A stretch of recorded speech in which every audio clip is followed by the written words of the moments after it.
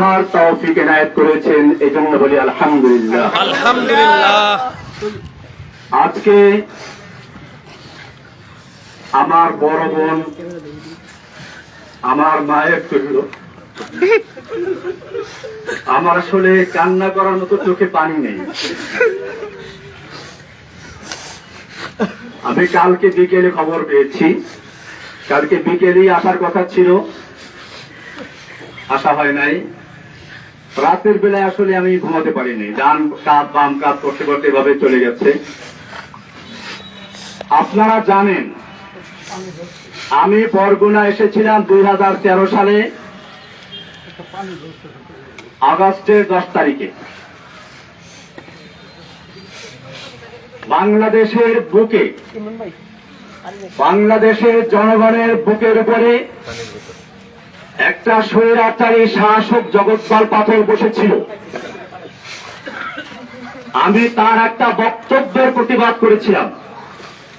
সে বক্তব্য দিয়েছিল, মা দুর্গা দেবী প্রতি বছর কোন না কোন বাহনে চড়ে আসে, এবার এসেছে গজে চড়ে, আর গজে চড়ে আসলে দেশে ফসলে ভরে যায়। আর বাস্তবে তাই হয়েছে, এবার ফসল বেশি হয়েছে। একটা হিন্দু যদি একথা বলতে আমার কোন আপত্তি ছিল না, তাদের আকীদা তারা পেশ করবে। বাংলাদেশের 18 কোটি মুসলমানের নেত্রী এই দেশে বসে যে আকীদা পোষণ করেছে, আমি বলেছিলাম মক্কার আবু জাহেল আবুল হাবদা কি আছে ভালো ছিল। মক্কার আবু জাহেলরাও বিশ্বাস করত, কোরআনে স্পষ্ট বলেছে, ওয়ালাইন সালতাহুম মান খালাকাস সামাওয়াতি ওয়াল আরদ। হে নবী, আপনি যদি মক্কার আবু জাহেল আবুল হাবদেরকে জিজ্ঞাসা করেন কে সৃষ্টি করেছে আসমান এবং জমিন, ওয়ালাইন সালতাহুম মান নাযালা মিনাস সামাই মান, যদি মক্কার আবু জাহেল আবুল হাবদেরকে আমি জিজ্ঞেস করো কে আসমান থেকে পানি বর্ষণ করে, ফাহিয়া বিহিল আরদ মিন বাদি মাউতিহা, অতঃপর সেই পানির মাধ্যমে মৃত্যু জমিনকে জীবিত করে ফসল উৎপন্ন করার শক্তি দেয় কে? আল্লাহ বলছেন লায়াকুলুন্নাল্লাহ। মক্কার কাফেররা অবশ্যই বলবে যে আল্লাহ এগুলো সব করেন। যেখানে মক্কার আবু জাহেল আবু লাহাবরা পর্যন্ত বিশ্বাস করত বৃষ্টি দেওয়ার মালিক আল্লাহ, রিজিক দেওয়ার মালিক আল্লাহ, সেখানে বাংলাদেশের মুসলমান দেশের প্রধানমন্ত্রী বলেছিল মা দুর্গা দেবী গজে চলে এসে বলে ফসল বেশি হয়েছে। আমি তার প্রতিবাদ করেছিলাম, তার হিংসার কারণে আমাকে গ্রেফতার করেছিল। আপনারা জানেন আমার জামিন হয়েছিল, আমাকে হাইকোর্ট থেকে জামিন দিয়েছে, কিন্তু হাসিনার কোর্ট আমাকে জামিন দেয় নাই। আমাকে জেল গেট থেকে নিয়ে 2 দিন রেখে আবার গ্রেফতার করে ভিতরে দিয়ে দেয়। এখন আমি সেই মামলায় কারারুদ্ধ আছি। ভাইয়েরা আমার, আপনারা জানেন আমি ঈদের সময় বাড়িতে বেড়াতে এসেছিলাম। আমি কোন দল করি না, আমার প্রত্যেকটা লেখা এবং বক্তব্যে বলা আছে আমি একজন মুসলিম। কোরআন আমার পরিচয় দিয়েছে হুয়া সাম্মাকুমুল মুসলিমিন, আমি সেই মুসলিম পরিচয় দিয়ে চলেছি। আমার নামে একটা দল তৈরি করে কখনো বলা হয় আমি নাকি আধ্যাত্মিক নেতা, কখনো গুরু, কখনো প্রধান, কখনো আরো কি। সাংবাদিক ভাইদেরকে আমি জিজ্ঞেস বলতে চাই, আপনারা ভালো করে দেখুন, জসিমউদ্দিন রহমানী গ্রেফতার হওয়ার আগ পর্যন্ত আনসারুল্লাহ বাংলা টিমের কোন দলের নাম কোন গানেও শুনে নাই। আমি চ্যালেঞ্জ করে বলি, বাংলাদেশে আনসারুল্লাহ বাংলা টিম নামের কোন দল নাই, এটা শেখ হাসিনার তৈরি করা। আপনারা জানেন সূরা কসাসের শুরুতে পড়বেন, কোরআন বলছে ফেরাউন সম্পর্কে আলোচনা, সেখানে বলেছে ফেরাউন কি করত, ওয়াজআলা আহলাহা শিয়া, ফেরাউন তার জাতিকে বিভিন্ন দলে দলে বিভক্ত করত, ইয়াস্তাযইফু তাইফাতাম মিনহুম, তাদের একটা গ্রুপকে সে দুর্বল করে রাখত। শেখ হাসিনা সেই ফেরাউন, এই যুগের ফেরাউন হাসিনা বাংলাদেশের জনগণকে কেউ রাজাকার, কেউ আনসারুল্লাহ, কেউ অমুক তমুক বিভক্ত করে সে তার শাসন চেয়েছিল। আপনারা জানেন এই সর্বশেষ যে আন্দোলন, এটা কোন দলের আন্দোলন ছিল না, এটা ছিল বাংলাদেশের ইতিহাসে এমন এক আন্দোলন যেখানে হিন্দু, মুসলিম, বৌদ্ধ, খ্রিস্টান, ছাত্র, মাদ্রাসা ছাত্র, আলিয়া, কওমিয়া, ডানপন্থী, বামপন্থী কোনো ভেদাভেদ ছিল না, সব একাকার হয়ে ময়দানে অবতীর্ণ হয়েছিল। আপনারা জানেন, আমার মনে পড়েছে জেলখানায় বসে যেদিন শুনলাম হাসিনা পালিয়েছে। আলাম তারা কাইফা ফাআলা রাব্বুকা বিআসহাবিল ফিল, আল্লাহ বলছেন আপনি কি দেখেন নাই হাতি বাহিনীর সাথে আল্লাহ কি আচরণ করেছিলেন? হাতি বাহিনী হাতি হাসিনা নামাতে চেয়েছিল, সাজু আজান নামিয়ে দিয়েছিল। আল্লাহ বলছেন আলাম ইয়াজআল কাইদাহুম ফি তাদলিল, তার এই জঙ্গি জঙ্গি খেলার চক্রান্ত আল্লাহ কি ব্যর্থ করে দেন নাই? وأرسل عليهم طيرا أبابيل, আল্লাহ বলছেন আব্রাহাকে ধ্বংস করার জন্য ঝাঁকে ঝাঁকে পাখি পাঠিয়ে দিয়েছিলেন। তৈরান মানে পাখি, আবাবিল মানে ঝাঁকে ঝাঁকে। আমার দেশে বলা হয় আবাবিল পাখি। আমি তখন মনে করলাম এই প্রাইমারি স্কুলের ছাত্র, হাই স্কুলের ছাত্র, নাবালক শিশু পর্যন্ত যখন ময়দানে ছাপিয়ে পড়েছে, এটা আল্লাহ দেওয়া সেই আবাবিল পাখি চলে এসেছে। হাসিনার কোনো ক্ষমতা ছিল না মোকাবেলা করার মতো। আমি ধন্যবাদ জানাই বাংলাদেশের সেনাবাহিনীকে সময় মতো পদক্ষেপ নেওয়ার জন্য, যে তারা কোন দলের আনুগত্য না করে বাংলাদেশের জনগণের পাশে দাঁড়িয়েছিল। আমি বাংলাদেশের পুলিশ ভাইদেরকে বলবো, আপনাদেরকে জোর করে ব্যবহার করেছে আমরা জানি, আপনাদের দোষ না। আমি সেজন্য আজকের মাধ্যমে সারা বাংলাদেশের মুসলিম অমুসলিম সমস্ত মানুষকে বলতে চাই, আপনারা কোনো ভাবে পা দিবেন না। এখন বড় কঠিন মুহূর্ত চলছে। আপনারা দেখেছেন ভারতের মিডিয়ায় প্রচার হচ্ছে বাংলাদেশে হিন্দুদের মন্দির জ্বালিয়ে দেওয়া হচ্ছে, হিন্দুর বাড়ি ঘরে আগুন লাগানো হচ্ছে, এই সমস্ত অপপ্রচার হচ্ছে। খবরদার, আমি আপনাদেরকে কঠোর ভাবে বলছি, কোন হিন্দুর উপরে আক্রমণ যেন না হয়, কোন মন্দির আগুন দিতে না পারে, সেজন্য আপনাদেরকে অতন্ত্র প্রহরে বাড়তে হবে ইনশাআল্লাহ। ভাইয়েরা আমার, আপনারা জানেন আমরা কোন বিশৃঙ্খলা পছন্দ করি না। আমরা চাই আল্লাহর নবী যেরকম ভাবে মক্কা বিজয়ের পরে যখন তার সামনে সাহাবায়ে কেরাম 10,000 উন্মুক্ত তরবারি নিয়ে বসে আছেন, একটা ইশারা করলে সব গর্দান বুড়ে যায় মক্কার কাফেরদের। মক্কার কাফেররা এসে হাজির হয়েছে সামনে। আল্লাহর নবী জিজ্ঞেস করেছিলেন, ওহে মক্কার কাফেররা, তোমরাই তো সেই লোকগুলো যারা আমাকে হত্যা করার জন্য ঘেরাও করেছিলে, তোমরাই তো সেই লোকগুলো যারা আমার বিলালকে উত্তপ্ত রৌদ্রে শুয়ে রেখে নিচে আঙ্গার দিয়ে উপরে পাথর চাপা দিয়ে রেখেছিলে, তোমরাই সেই লোকগুলো যারা সুমাইয়া রাদিয়াল্লাহু তাআলা আনহাকে লজ্জাস্থানে বর্ষা দিয়ে আঘাত করে হত্যা করেছিলে, তোমরাই সেই লোকগুলো যারা আম্মার ইবনে ইয়াসিরকে বন্দী করে নির্যাতন করেছিল। কিন্তু আজকে তোমাদের আমি জিজ্ঞেস করতে চাই, তোমরা আমার থেকে কেমন ব্যবহার আশা করছো? মক্কার কাফেররা বলেছিল, একজন উত্তম ভ্রাতার কাছ থেকে যা আশা করা যায় তাই আশা করছি। আল্লাহর নবী বলেছিলেন, আজকে আমি সে কথাই বলছি যা আমার ভাই ইউসুফ আলাইহিস সালাম বলেছিলেন তার ভাইদেরকে নাগালে পাওয়ার পরে। আল্লাহর নবী বললেন, লা তাসরিবা আলাইকুমুল ইয়াউম, আজকে তোমাদের বিরুদ্ধে আমাদের কোনো ক্ষোভ নাই, কোনো প্রতিশোধ নেওয়ার ইচ্ছে নেই। যাও, ইযহাবু আনতুমুত তুলাকা, আমি তোমাদের সকলকে সমানভাবে আমভাবে ক্ষমা ঘোষণা করছি।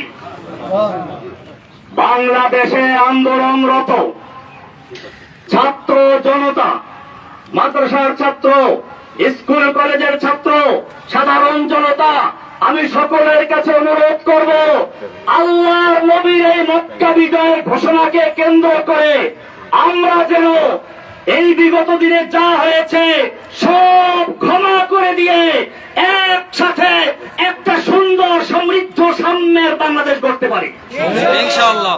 আমি একটা কথা না বললেই নয়, আপনারা অনেকে মনে করেন প্রচার হচ্ছে হিন্দুরা মুক্তমুখ। আমার এই জেল জীবনের আমি সর্বশেষ ঘটনা বলছি। সর্বশেষ আমি যেদিন কোর্টে যাই, একজন কারা পুলিশ, নাম হলো প্রবীর, দুইটাওয়ালা কি এরা হিন্দু, দেখেন হিন্দু। দুপুরের সময় ডায়াবেটিস রোগী, মুখটা শুকিয়ে গেছে, বলেন হুজুর আপনার বোধহয় ক্ষুধা লেগেছে। আমি কিছু বললাম না, বলে টাকা থাকলে দেন, আমি খাবার এনে দিই। আমি টাকা তো আনি নাই, কোর্টে বসে। উনি আরেকজনের কাছে টাকা চাইলেন, তাও নাই। শেষ পর্যন্ত নিজের পকেট থেকে টাকা খরচ করে আমাকে দুপুরে 1 প্যাকেট বিরিয়ানি আর একটা 2 লিটারের পানি দিয়ে দেয়। হিন্দু প্রবীর, এরা সর্বশেষ আমি বলছি সেই কোর্টের দিন। আপনাদেরকে আরো বলি, আমি যে জেলখানায় রয়েছি সেখানে চক্রান্ত হয়েছিল বড় ধরনের দাঙ্গা করানোর জন্য। আমি সকালবেলা থেকে পুরা জেলখানায় হ্যান্ড মাইক হাতে নিয়ে বলেছি, খবরদার কেউ কোনো বিশৃঙ্খলা করবেন না, বিশৃঙ্খলা করবেন না, আপনারা শান্ত থাকুন। আপনারা জানেন আমাকে রাখা হয়েছে হাই সিকিউরিটি জেলে, এশিয়া মহাদেশের 1 নাম্বার জেলেটা, কঠিন জেল। 1000-এর উপরে আছে ফাঁসির আসামি, ফাঁসির আসামি আছে 1000-এর উপরে। এরপরে হুজি, জেএমবি যত সব ওখানে। এইখানে গন্ডগোল লাগাবার চক্রান্ত করা হয়েছিল। আমি হ্যান্ড মাইক দিয়ে সকালবেলা ঘুরে ঘুরে প্রত্যেকটা বিল্ডিং এর সামনে গিয়ে বলেছি, কেউ উচ্ছৃঙ্খলা করবে না, আমি আপনাদের জন্য মুক্ত হলে পরে আপনাদের জন্য মুক্তির ব্যবস্থা করবো ইনশাআল্লাহ। ইনশাআল্লাহ সবাই আমার কথা মেনে নিয়েছিল। কিন্তু কে বা কারা উস্কানি দিয়ে কিছু কয়েদিদেরকে লেলিয়ে দিয়েছে এখানে আক্রমণ করার জন্য, বিশেষ করে আমি যে বিল্ডিং গেছিলাম সেখানে আক্রমণ করার জন্য। কারণ কি? কারণ ছিল এই আন্দোলনটাকে একটা জঙ্গি রূপে আকৃতি দেওয়ার জন্য। আমি গোয়েন্দা বিভাগের ভাইদেরকে বলবো, ঢাকার high security, Kashimpur high security জেলে পরিবেশ শান্ত হওয়ার পরে এই কয়েদিদেরকে লেলিয়ে দিয়েছিল কারা হাজুদের উপরে। যদি সেদিন আমি জীবনের ঝুঁকি নিয়ে বাধা না দিতাম তাহলে সেখানে কারবালার ময়দান হয়ে যেত। কারণ হাজুতেরা নামলে বলে ওই কয়েদিদেরকে খুঁজে পাওয়া যেত না। এই চক্রান্ত কারা করেছিল আপনাদের খুঁজে বের করতে হবে। এই চক্রান্ত শুধু জেলখানার ভিতরে না, আপনারা শুনুন, আমি যেই ব্লকে থাকি, অর্থাৎ ব্লক বলতে একসাথে 7টা রুম, আমি সবসময় একাই থাকতাম এক ব্লকে। কিছুদিন আগে বন্দি বেশি হয় আমার ওখানে, ওই যে প্রশ্ন ফাঁসের আসামি অজেদান আবেদানি, ওর সাথে আরো কয়েকজন দেয়, হিন্দু একজন আসামি, হিন্দু। আমি বললাম খবরদার তুমি যে হিন্দুরা তাহলে কেউ বুঝতে না পারে। আমি ওর নাম রেখে দিলাম আব্দুর রশিদ, এখন আমার পাশেই আছে, আসার সময় দেখা করে আসছি, যাতে করে তার কেউ ক্ষতি করতে না পারে। আমার বড় ভাই এখানে আছে, আমি ছোটবেলায় দেখেছি। আমার বড় ভাই আছে এখানে, সেদিকে মাস্টার সাহেব, আমি বলি বড় ভাই হিন্দুদের ঘনিষ্ঠ বন্ধু। আমি দেখেছি ছোটবেলাতে আমাদের পাশের গ্রামের হিন্দু, এই হিন্দুরা ওনার সাথে কি সম্পর্ক আছে, বিপদ আপদে বললে তো ওরা যাই বলি ভাইয়ের কাছে। এইভাবে আমরা পারিবারিক ভাবে হিন্দুদেরকে কখনোই পর মনে করি নাই।